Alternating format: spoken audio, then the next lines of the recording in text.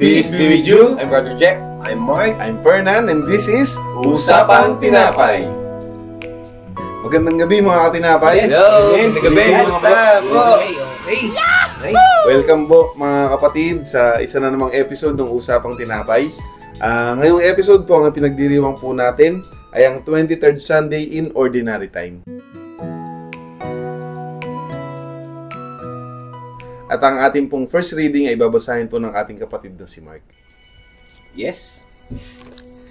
Okay, so unang pagbasa mula sa Aklat ng Karunungan. Sinong tao ang makatatarok ng kaisipan ng Diyos?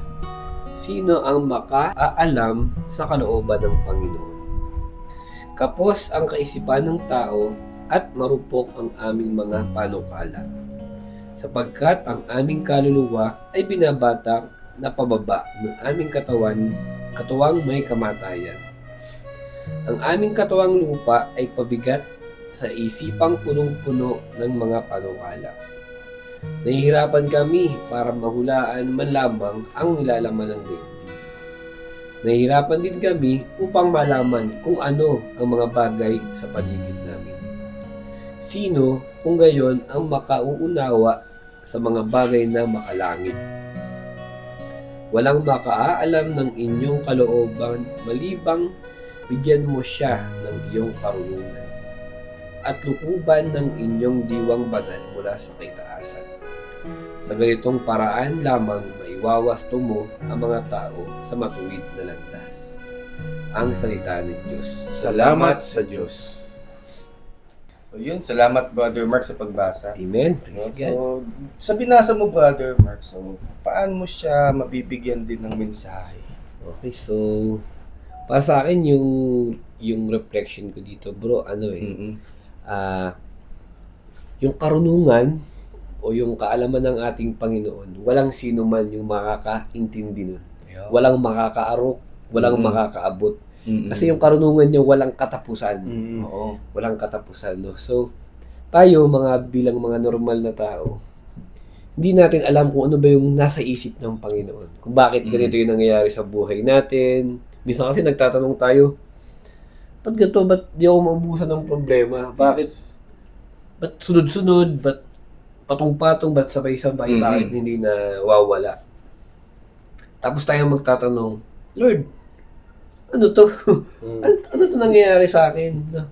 Mabuting tao naman ako. Tama naman yung ginagawa ko. Nagsiserve pa nga ako sa simbahan. No? Pero bakit nangyayari sa buhay ko to? Napapatanong tayo kasi ng ganun.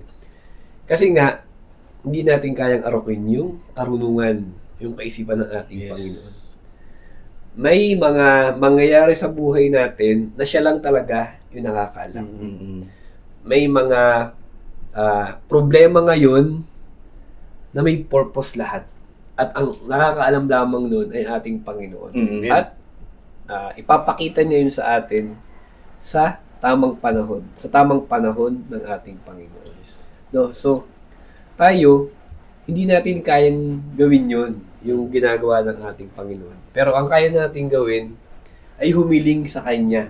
Magdasal sa Kanya, ipagdasal na, Lord, bigyan niyo ako ng wisdom, bigyan niyo ako ng karunungang meron kayo para at least maintindihan ko kung ano ba yung nangyayari or ipagkatiwala ko sa inyo kung ano ba yung nangyayari sa buhay ko ngayon. Amen. Kung may mga problema man ako na lahat yun ang itaas ko sa inyo at kayo na yung bahala. No? So, napaka-importante na hinihiling natin yun kasi kung tayo, sinasarili lang natin na kasi nga puro problema eh.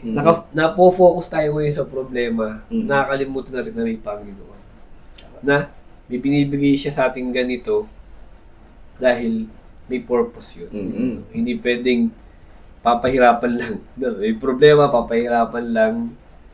At tayo naman sa experience natin, kasi syempre may mga edad na tayo, no? Medyo tumatanda na tayo.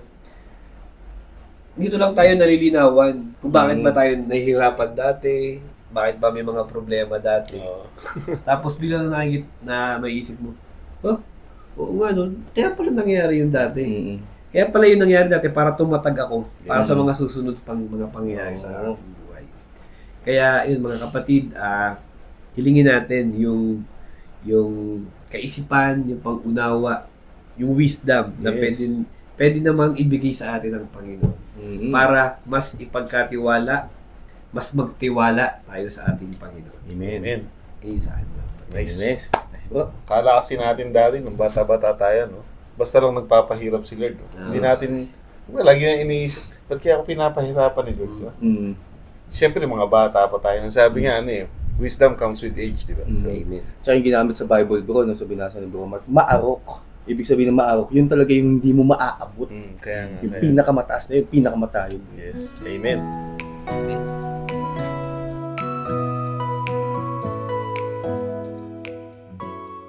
Okay, so tapos na yung first reading, no? Yes, Yung bro. di maarok na karunungan ng ating Panginoon. So ngayon naman, sa ikalawang pagbasa, ayun, pakinggan natin si Brother Fernan para sa babasahin niya. Ikalawang pagbasa. Pagbasa mula sa sulat ni Apostol San Pablo kay Filemon.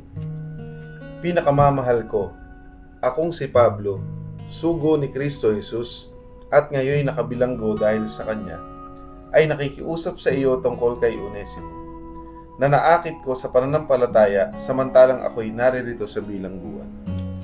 Pinababalik ko siya sa iyo, at para ko nang ipinapadala sa iyo ang aking puso. Ibig ko sanang panatilihin siya sa aking piling, upang sa halip mo, siya ang maglingkod sa akin habang ako'y nabibilanggo dahil sa mabuting balita. Ngunit ayokong gawin iyon nang wala kang pahintulot, upang hindi maging sapilitan, kundi kusa ang pagtulong mo sa akin. Marahil, nawalay sa iyo ng kaunting panahon si Onesimo, upang sa pagbabalik niya ay makasama mo siya habang panahon. Hindi na bilang alipin, kundi isang minamahal na kapatid. Mahal siya sa akin, ngunit lalo na sa iyo. Hindi lamang bilang isang alipin, kundi isang kapatid pa sa Panginoon. Kaya't kung inaaari mo akong tunay na kasama, tanggapin mo siya tulad ng pagtanggap mo sa akin. Ang salita ng Diyos. Salamat sa Diyos. Okay, so salamat Brother Fernan sa pagbasa, no? So dito sa pagbasa mula sa sulat ni Apostol San Pablo, ano ba yung tingin mo mensahe o yung reflection mo doon? Okay, so nung nabasa natin tong tong second reading, tumatak agad sa akin yung acceptance. Mm. Ang nakita kong mensahe sa kanya yung pagtanggap. Mm. Kasi itong si Onesimo, isa siyang runaway slave ni Filemon. Si Filemon, isa siyang mayamang Kristiyano na taga Colosas. Mm. Yung bayan ng Colosas, ito na yung modern day Turkey, no? Nasa parte siya ng Asia. So nasa silangang bahagi ng mundo, no? Mm. Ang mga alipin noon kapag runaway o tumakas sa kanilang amo, ang kultura sa eastern part ng mundo, pinapatay yung mga alipin na tumatakas. Binubugbog, o minsan pinapako sa krus, minsan nilalagyan pa ng tatak. Yes. Na na para malaman na tumatakas yung alipin na yun.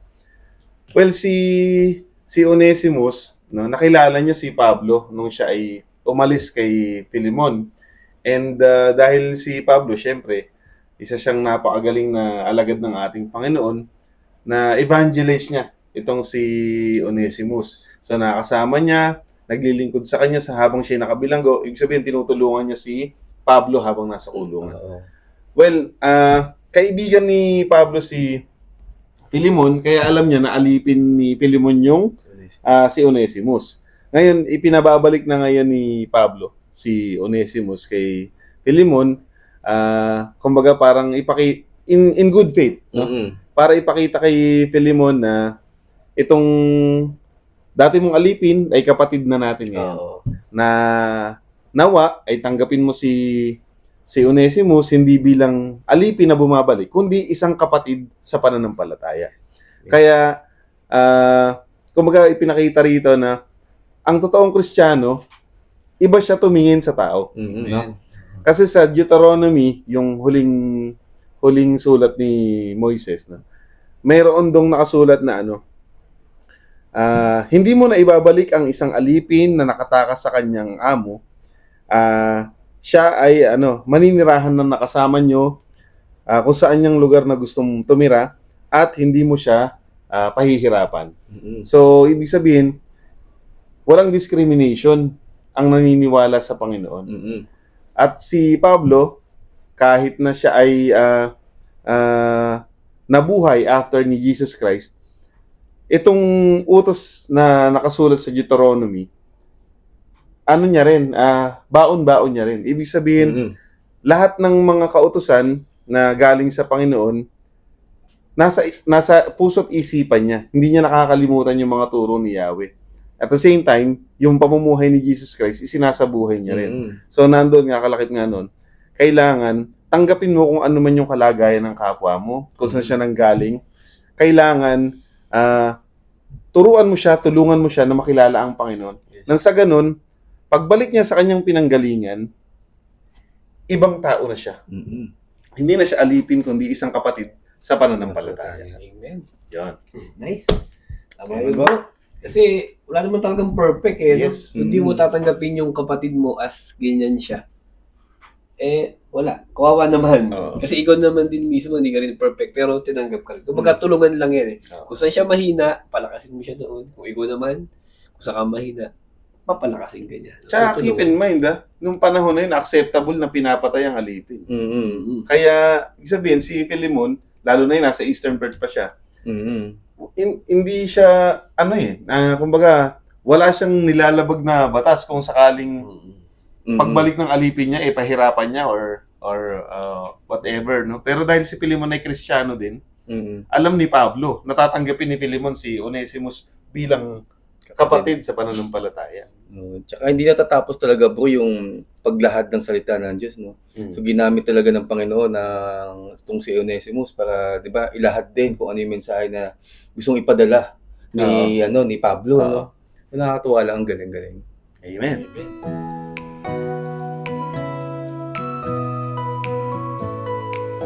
So, yun mga kapatid, So, kanina sa first reading, ang wisdom ng ating Panginoon. Second reading, acceptance. Ngayon, ano naman kayang message yung makukuha natin sa mabuting balita? Yes. Brother Je? Yes, bro.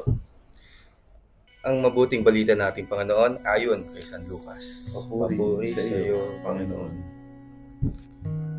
Sumama kay Jesus ang napakaraming tao. Umarap siya sa kanila at kanyang sinabi, "Hindi maaaring maging alagad ko ang sinumang umiibig sa kanyang ama at ina, asawa at mga anak, at mga kapatid, at maging sarili niyang buhay ng higit sa akin. Ang hindi magpasa ng sarili niyang krus at sumunod sa akin ay hindi maaaring maging alagad ko. Kung ang isa sa inyo nagbabalak na magtayo ng tore, hindi ba siya uupo muna upang magplano at kwentahin kung magkano magagastos upang matiyak ang kanyang sapat na pera para matapos ang kanyang papatayo? Baka matapos may lagay ang mga pundasyon ay hindi naman mayari ang pundasyon na ito. Siya'y kukutyain lamang ng lahat at makakita niyon. Sasabihin nila, ang taong ito ay nagsimulang magtayo ngunit hindi naman ay patapos. O sinong hari ang makikipagdigma sa kapwa-hari ang hindi muna mauupo upang pag-aralang mabuti kung kaya niya gamit ang 10,000 niyang kawal na sumagupa sa kalaban na may 20,000 kawal. At kung hindi niya kaya, malayo pa kaya sa kalaban at magsusugo na siya ng kinatawan upang makipagkasundo. Gayon din, hindi maaaring maging alagad ko ang sino man kung hindi niya tatalikuran ang lahat sa kanyang buhay." Ang mabuting balita ng ating Panginoon. Pinupuri ka namin, Panginoong Jesucristo. Okay, mga kapatid, no? Napaka-mapanghamon nitong mabuting balita. Brother J, ano naman ngayon yung reflection mo sa binasa nating ebanghelyo ngayong araw? Bro. Ngayon ay selebrasyon ng ika-23rd na sabi mo kanina ng ordinaryong panahon. At mga kapatid, kitang-kita dito yung tinatawag na cause of discipleship. Tatlong bagay ang nakita ko dito bro sa binasa ko at narinig nyo. Una, ang pagsunod kay Kristo ay napakahirap. Paano mahirap mga kapatid? Kasi kailangan mong mag-surrender or kailangan mong mag-iwan. Iwanan ng lahat para lang sumunod sa Kanya. Sinabi dito, nabasa ko, verse 26, na hindi ka pwedeng maging alagad ko kung minamahal mo daw ang iyong ama, ina, kapatid, sarili mong pamilya. Ano? Kasi ang pamilya, isa tong elemento na talagang bibigyan mo siya ng pagmamahal. Dito mga kapatid, mga brothers, hinahamon tayo ni Kristo na kung sino ba talaga ang uunahin mo. Ang pamilya mo ba o yung pagsunod mo kay Kristo? Amen. Paano tayo magiging disciples ni Lord kung hindi mo siya iuuna? Kung napapansin niyo mga brothers, no, yung mga disipulo ni Jesus, yung 12 yun, lahat sila may iniwan. 'Di ba si Pedro, iniwan yung pamilya niya. Si Mateo, ang ganda ng profesyon niya, no, tax collector, ang marangyang buhay.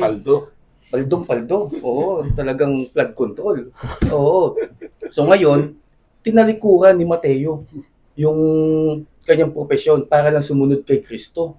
Ano? So mahirap talaga sumunod sa Panginoon, no? Kasi kailangan mo magsakripisyo para lang makapasok sa langit. Amen. Pangalawa sa nakita ko dito mga brothers is yung pagpasan ng krus, no? Tulad sa mga nagdaang linggo na ating pinag-usapan ay ang pagpasok sa langit, kailangan meron kang dalang krus mo sa buhay. Amen. So ang pagdala natin sa krus, pagdala ng krus sa buhay natin ay hindi ito yung paghihirap or binibigyan ng pahirap sa atin ng Panginoon, no? Kasi nga yung pagsasakripisyo, mamimili ka kung sino ba pakikinggan mo, kung yung asawa mo ba na ayaw kang pasamahin sa isang magmimisa ka lang ay pasamahin, o yung papakinggan mo si Jesus na tumuloy ka. Ito yung bigyan mo ng priority, nasasabi na sa Bible. At pangatlo, dito makikita mo yung offering mo ng sarili mo, ng serbisyo mo. So lahat isusurrender mo para lang sumama sa ating Panginoon. Ano? So dito mga kapatid, so ang ganda ng mensahe ng ating ebanghelyo ngayon. Kasi kailangan talaga natin mag-iwan, no? O sino yung bibigyan natin ng priority? Kung ang Panginoon ba, kung yung trabaho ba natin, o yung mga mahal natin sa buhay. So isang mapanghamong tanong na talagang maiiwan sa atin ng Panginoon, sino ba mas priority mo? Ako bang Diyos mo? O yung trabaho o yung pansarili mong kagustuhan? Yun lang po. Amen, amen.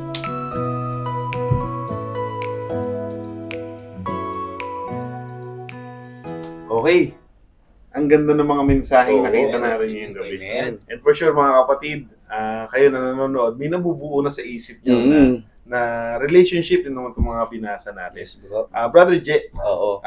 pakishare mo naman sa amin kung ano yung nakita mong connection itong mga binasa natin. Oo. So, nakuha yung mga brothers yung connection or yung mga punto talaga ng mga readings. Yun, nadiin ni Brother Mark sa first reading, yung karunungan nating Panginoon.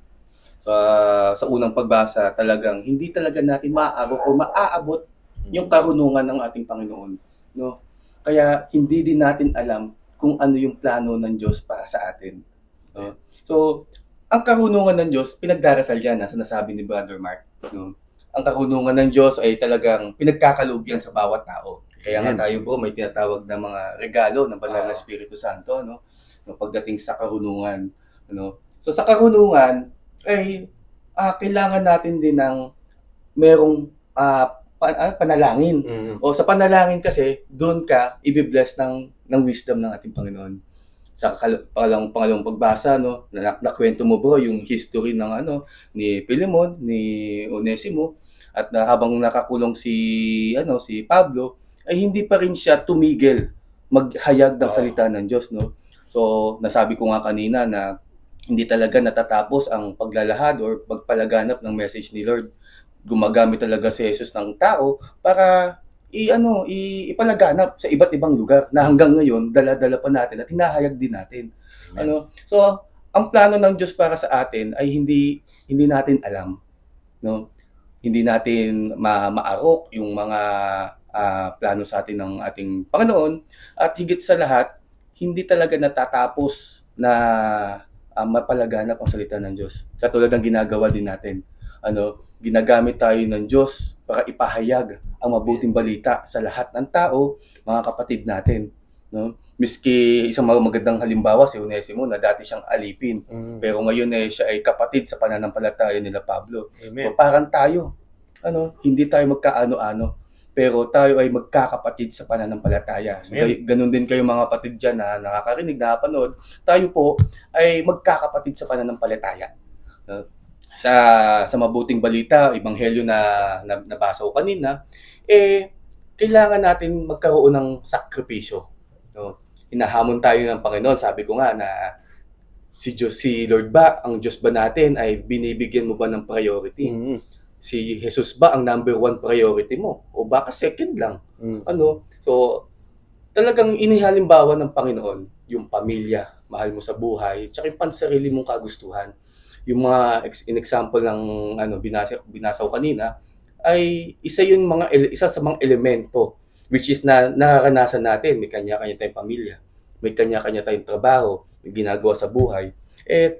Sa mga binibigay sa atin ng Panginoon na biyaya, pera, kayamanan o material na bagay, ang Diyos ba ay binibigyan mo pa rin ng priority? Kumpara sa mga meron ka sa bahay, sa wallet mo, So, kailangan din natin dalhin yung krus natin sa buhay.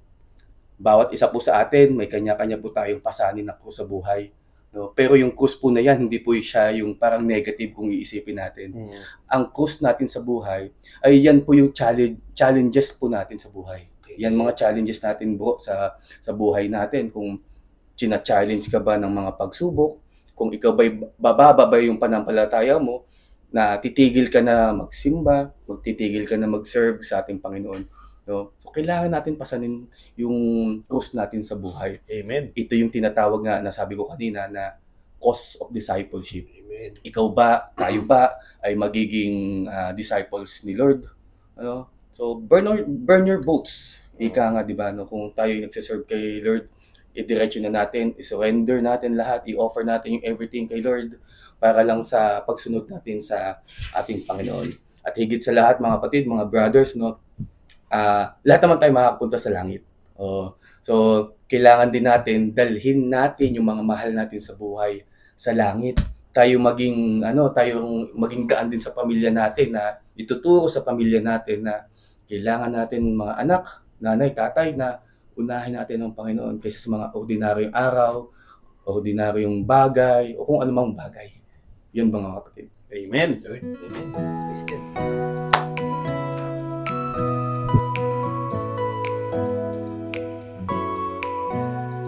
So, okay mga kapatid, so natapos na tayo sa mga readings natin. At nabigyan natin siya ng connection at nabigyan natin siya ng reflection. So, dako na tayo mga brothers sa aplikasyon sa buhay natin. Okay. So, Brother Mark, so paano mo siya mabibigyan ng application? Okay, so yung mga binasa natin sa first reading, siyempre magagamit natin sa buhay natin. Yung hindi natin maaarok ang kaalaman, karunungan ng Panginoon. So, siyempre dahil nga hindi natin yun maaarok, kailangan lagi tayong nahingi ng tulong sa Panginoon. Most especially sa decision, mga decision making, no? Kasi araw-araw nagde-decide tayo. Ano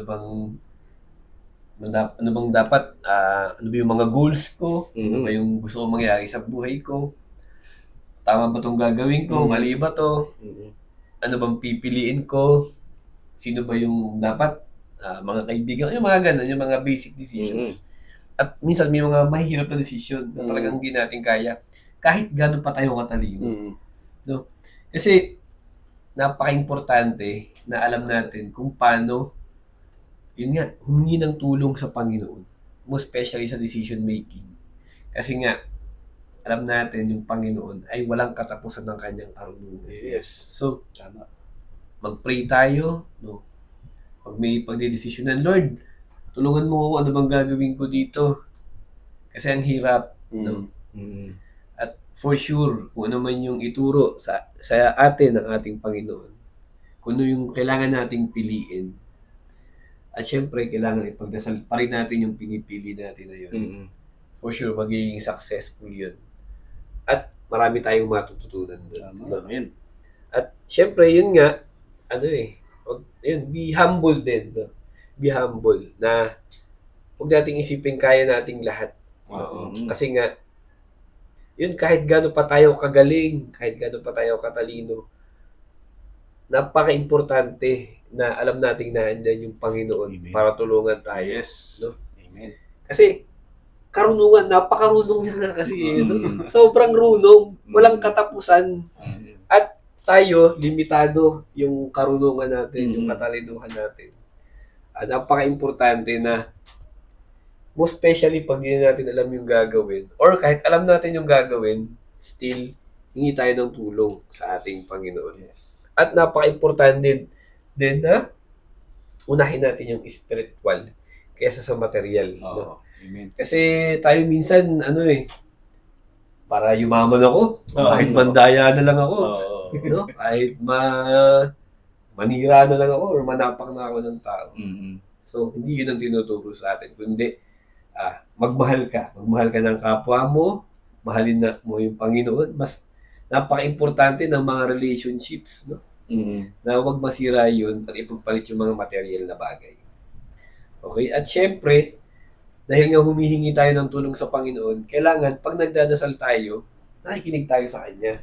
Oo. No? So, yun, sinasabi natin, ano ba yung mga kailangan natin gawin? Saan ba tayo nahihirapan sa mga decisions natin? Magbigay tayo ng oras sa ating Panginoon para kausapin niya tayo.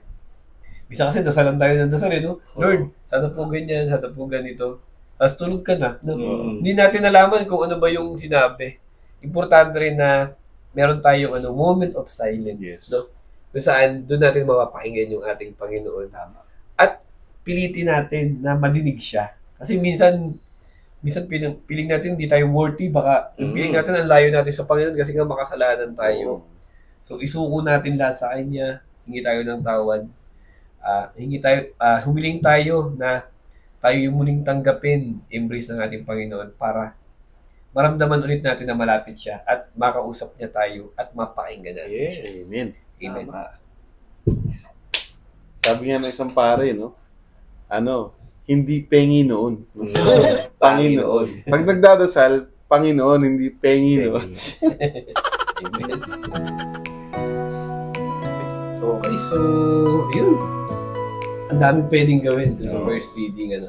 At ikaw naman, Brother Fernan. So, paano naman natin ma-apply yung second reading? Siyempre, yung kagaya nga nung naging reflection natin kanina, mga bro, it is about acceptance. Tanggap. So, hindi lang acceptance in the sense na tatanggap ka. No?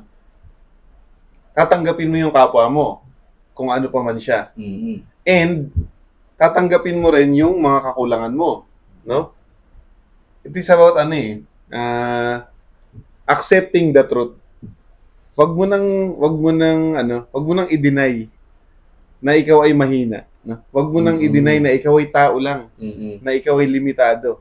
So, kapag tinanggap mo na ikaw ay limitado, na ikaw ay mahina, ikaw ay mababa, mas magiging madali sa iyo na tanggapin mo yung kapwa mo na mayroon ding kakulangan. Kasi nga makikita mo na yung sarili mo sa kanya. Although siya sa isang aspeto mahina, ikaw malakas ka naman sa aspeto na yun. Pero sa ibang bagay, mahina ka rin. So, may i-relate mo na yung sarili mo sa kapwa mo. Parehas kayong may kahinaan. Kaya wala kang karapatan na magmataas. At ang turo din ng Panginoon, di ba? Mahalin niya natin ang isa't isa. So, paano mo mamahalin yung kapwa mo kung hindi mo siya tatanggapin? No? At, syempre mga kapatid, tanggapin din natin yung krus na ibinibigay sa atin ng Panginoon. Yes. Kasi hindi natin yun pwedeng bitawan kung gusto nating makarating sa langit. No, we are very hopeful na tayo ay makarating sa langit. Pero hindi natin yung kayang garantyahan kung hindi ibibigay yun sa atin ng Panginoon. ang Panginoon lang ang pag-asa natin para makarating sa langit. Paano mo siya susundan? No? Kung hindi mo tatanggapin yung cross na ibinigay niya sa'yo, napakahirap naman nun. No? Pwede ba namang ikaw yung masusunod? Eh si Lord na nga may sabi nun eh. Pasalin mo yung cross mo at sumunod ka sa akin. So, kung hindi mo tatanggapin yung challenges, hindi mo rin tinatanggap si Lord. Package deal siya, mga kapatid. Hindi natin pwedeng piliin kung ano yung tatanggapin natin.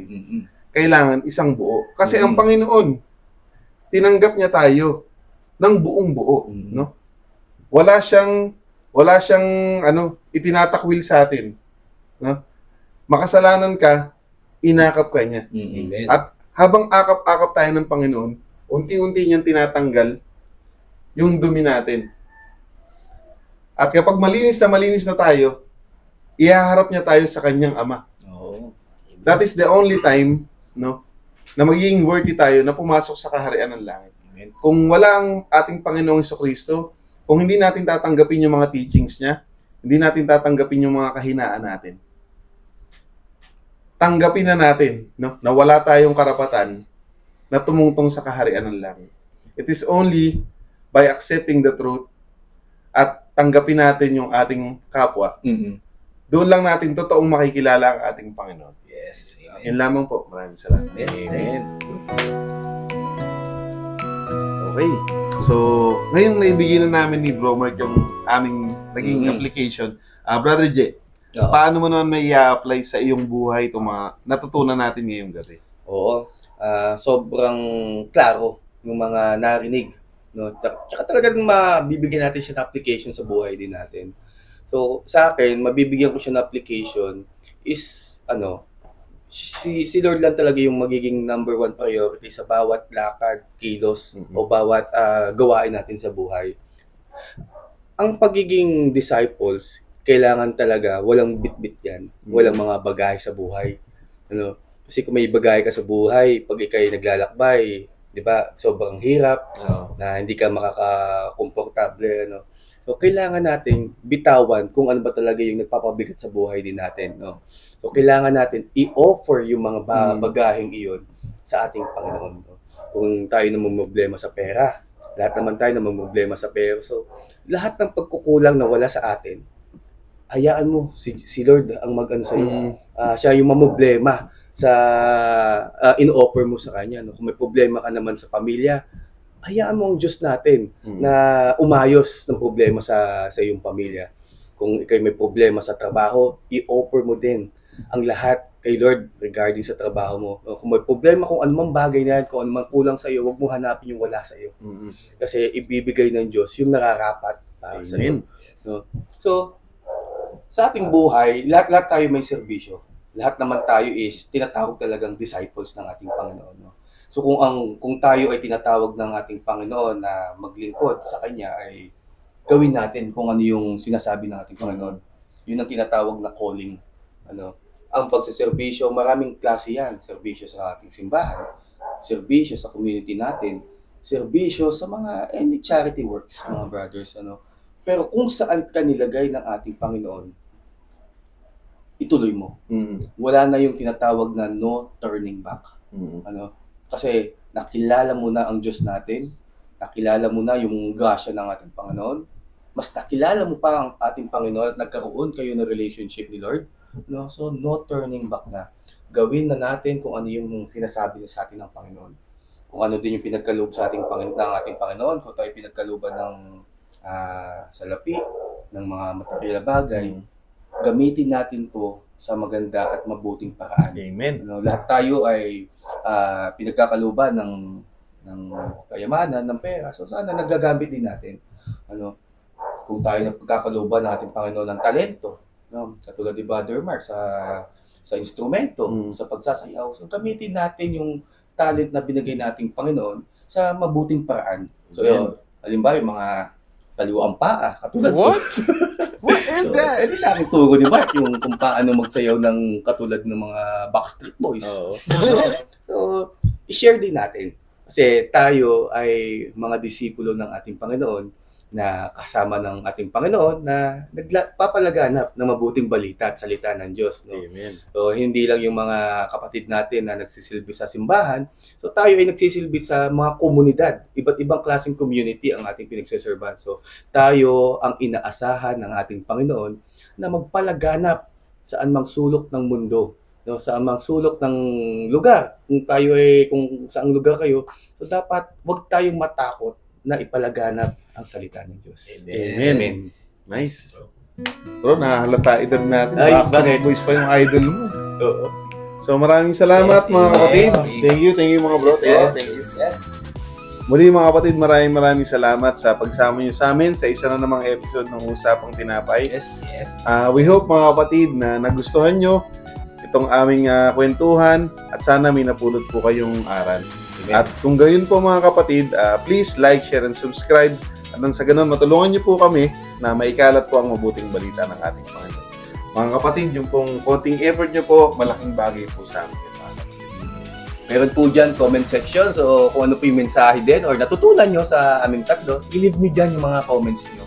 At meron din po kaming Facebook podcast page. So Usapang Tinapay Podcast. So like, share, subscribe din mga kapatid. Yes, amen. So, grabe, no? Dami naman nating natutunan, Yes. no?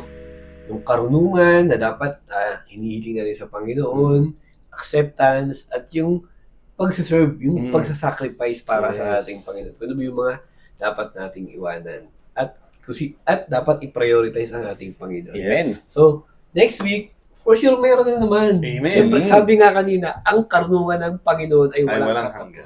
walang katapusan. So, next week, napakadami na naman yan. So, kita-kita po ulit tayo. At lagi po nating tatandaan, Na ang tao ay hindi lamang sa tinapay na bubuhay. Kundi sa bawat salita ng Diyos. Salamat! Bye! Thank you! See you next week!